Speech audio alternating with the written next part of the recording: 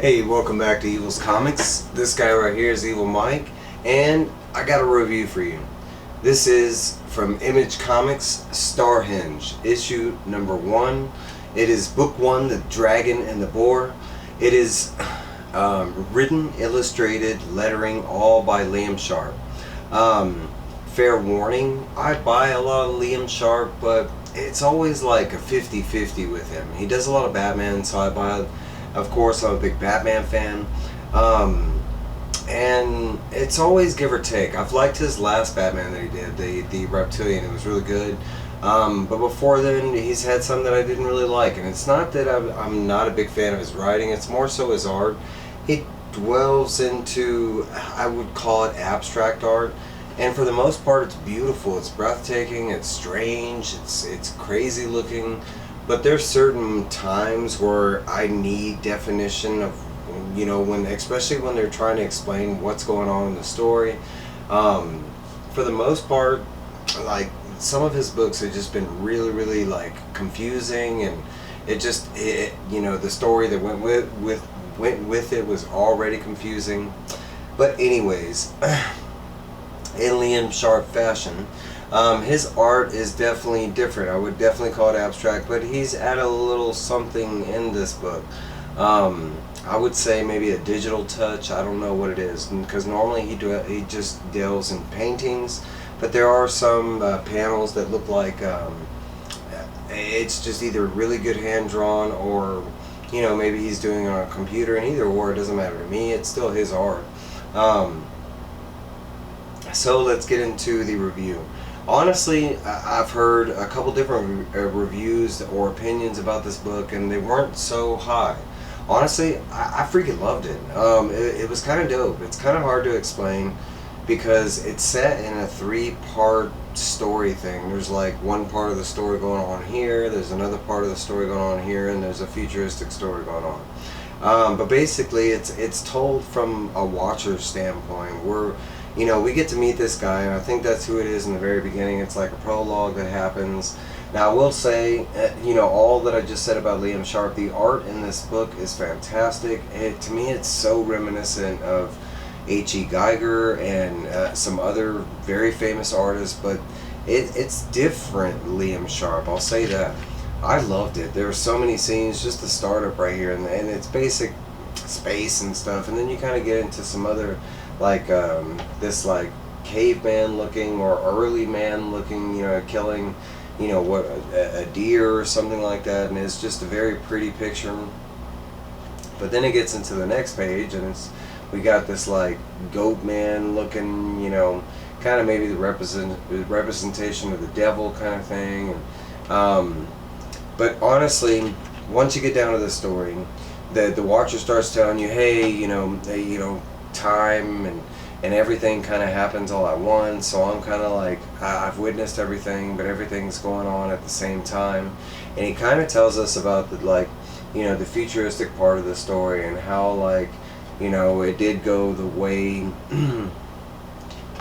we planned, and star explorers or something like that, and eventually they come to this one planet, and they by accident activate like a bazillion year old like AI technology shown here.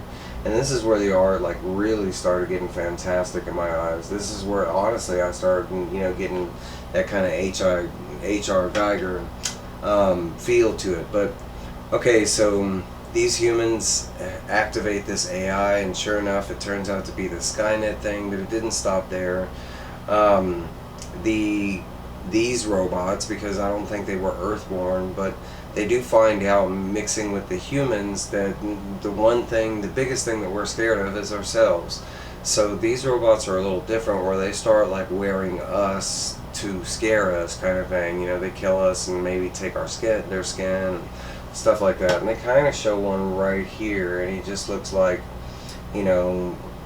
some Terminator looking dude with a cool looking, skull, like helmet kind of thing.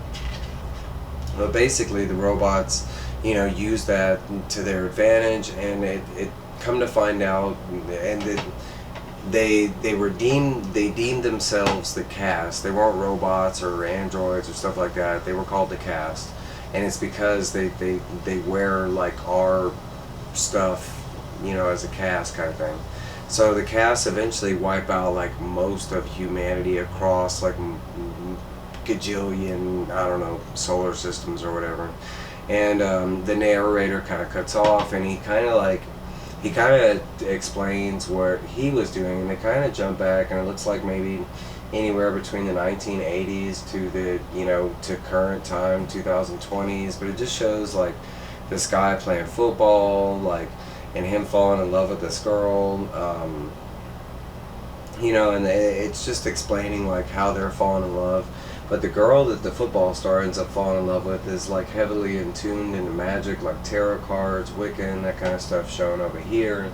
And eventually, at this point, the watcher, the narrator, kind of starts explaining that, you know, about magic and stuff like that. And that was kind of like our only hope against the cast in the future type thing. And that explaining that robots just couldn't figure out magic, that they didn't compute, you know, it was a weird anomaly, and at some point in our future, humans do learn and use, you know, the capability of magic, and it's kind of how we end up fighting the cast. But more so back to the relationship, there's a lot of conversation between I think he's like a running back and like his girlfriend, and, you know, coming to find out about like the Wiccan stuff. And then the narrator kind of jumps back and he says, oh, at this time the real magic didn't exist, you know, and he's talking about the time with the football player and the girlfriend. But he's saying eventually in our, you know, maybe like 3 or 4 more generations, like somehow, some way magic pops up. And he kind of says from that point on, it takes a little while for us to, like, you know, commandeer magic as a weapon or a tool or a friend or what have you. But we eventually do. We use it to fight the cast. Now he juts into the story where out of this, like, you know, during this war with the you know, humanoid type people and the cast, the robot, you know, people, that these like knights of, I forget what they're called. Let me see if I can find it real good. Knights of the Veld like popped up, and then you can see one right here, and they look all badass. But supposedly they use technology and magic to fight the cast, and for a long time they pretty much almost defeated the cast until something happened and they like reverted where the cast came back twice as strong, eventually defeating like the one hero that was out there, these Knights of and I forgot their name already, the Knights of the Veld. The story jets over to the third part of the story, because we've had the quarterback and the girlfriend, and then the whole like cast and the humanoid future war type thing. And then it jumps over to a little bit like, maybe like it is in the future, but maybe a little further in the future, because there's talk about this, like, this queen or something like that, and she's supposed to be like humanity's last hope against the cast. Now, when the cast defeated the Knights of the Veld, they, like, with the way they defeated them in such a way that they wiped their, you know, existence from everything, from time and space. And supposedly the Queen like has these premonitions or something of these knights and how to return them or something, and supposedly without the knights everything is doomed or something like that. It jets over to this part of the story. It's the third part, and we find out that her mother has a son, and he's supposedly like the best warrior in the known galaxy. He can defeat anybody, blah blah blah. He's got all these like badass tech and embedded magic and stuff, and supposedly he doesn't like to fight. He's totally against that, and the war is raging on, and they kind of show him just escaping like a war zone, and eventually just stopping to have sex with this other girl. Immediately once he ends up doing they start the sex scene, you know, he is transported away to her mother, getting a call from her saying she's got some important message or something like that. They kind of jump back over to the quarter, or the running back, and he might be a quarterback, but a running, I'm gonna say he's a running back, it sounds cool. But the quarterback always gets the girl, you know what I'm saying? This dude's getting the girl right now. Alright, so the running back and his Wiccan girlfriend, it kind of gets a little creepy where she kind of dwells, you know, more into like devil talk and where it came from, and he kind of like goes back and forth about some knowledge on that, and like, hey, I know this one place called the Devil's like Triangle or something like that, and she's like, oh, I live in the Devil's Dyke, you know, like in England or something like that, because supposedly she's English, and supposedly she's going back, she's only over there temporarily, and she's asking him like in a year or something like that on a special holiday to eventually make it to England, to this Devil's Dyke place that's supposedly like, you know, maybe full of magic or something like that, to go revisit his girlfriend. They do have like, you know, like a little map of Devil's Dyke, because that's what it's called, Devil's Dyke. I'm not making that up.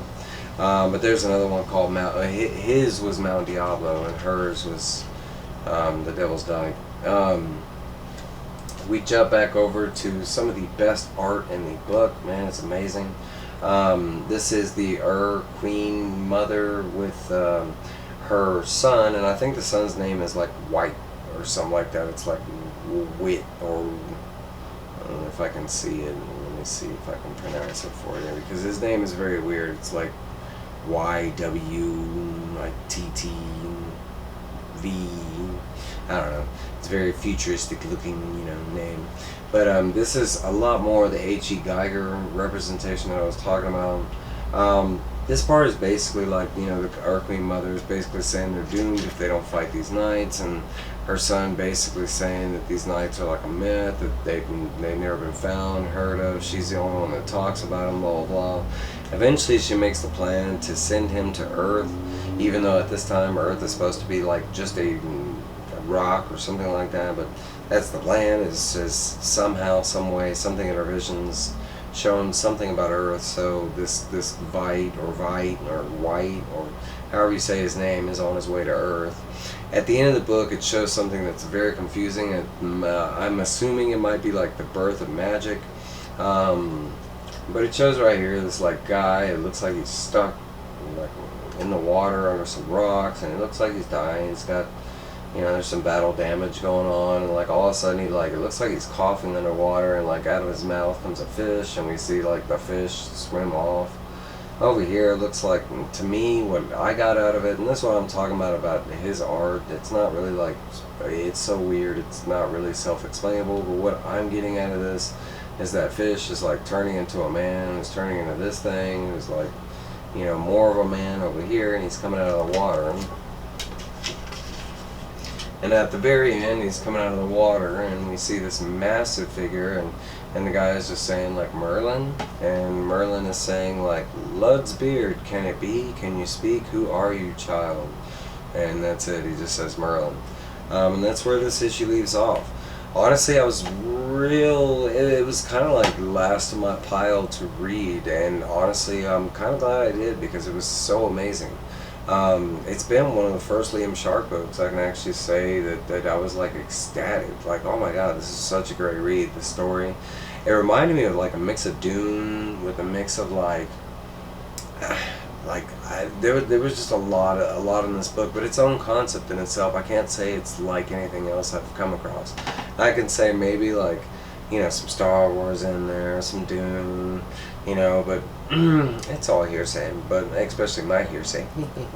But hey, that's my review on StarHenge, Book 1, The Dragon and the Boar by Liam Sharp.